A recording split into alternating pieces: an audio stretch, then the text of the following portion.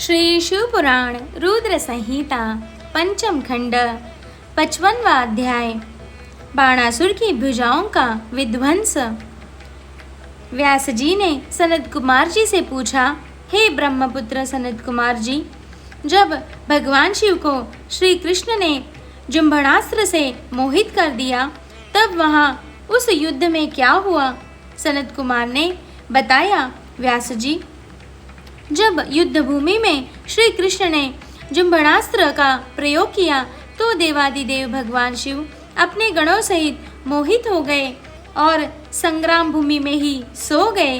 तब दैत्यराज बाणासुर अपने रथ पर बैठकर श्री कृष्ण से युद्ध करने के लिए आया। बाणासुर के रथ के घोड़ों की लगाम उसके सेनापति कुष्मांड के हाथों में थी।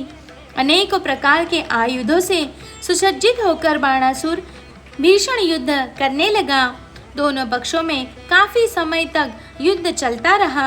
श्री कृष्ण जी ने भगवान शिव का स्मरण करके हाथों में शार्ग धनुष उठा लिया और बाणासुर पर बाणों की वर्षा करने लगे, परंतु बाणासुर भी वीर और पराक्रमी था।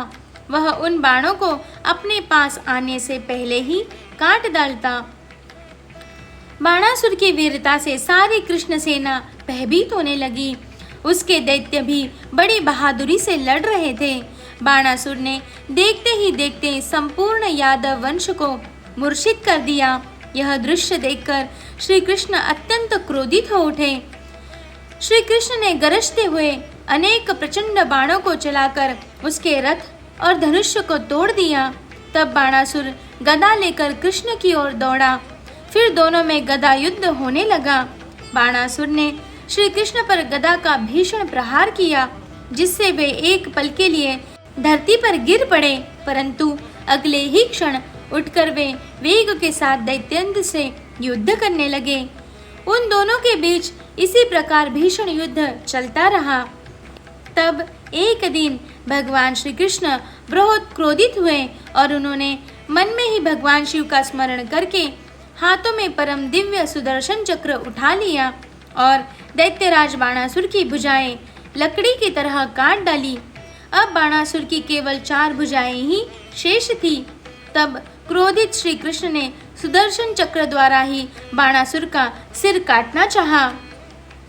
उसी समय भगवान शिव मोह निद्रा से जाग गए और बोले, हे देवकी नंदन, आप तो सदा ही मेरी आज्ञा का पालन करते हैं।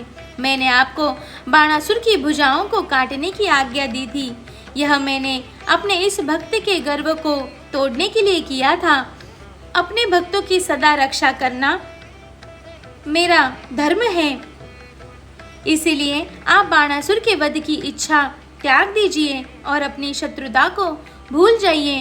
बाणासुर की पुत्री उषा और आपके पौत्र अनिरुद्ध एक दूसरे के लिए होकर जीना चाहते हैं। इसीलिए उन दोनों को विवाह के पवित्र बंधन में बांधकर आप अपने साथ द्वारका ले जाइए। यह कहकर शिव ने बाणासुर और श्री कृष्ण में मित्रता करा दी और स्वयं वहां से अंतर्धान होकर शिवलोक चले गए। तब बाणासुर श्री कृष्ण को आदर सहित अपने महल में ले गया और वहां उनका बहुत आदर सत्कार किया।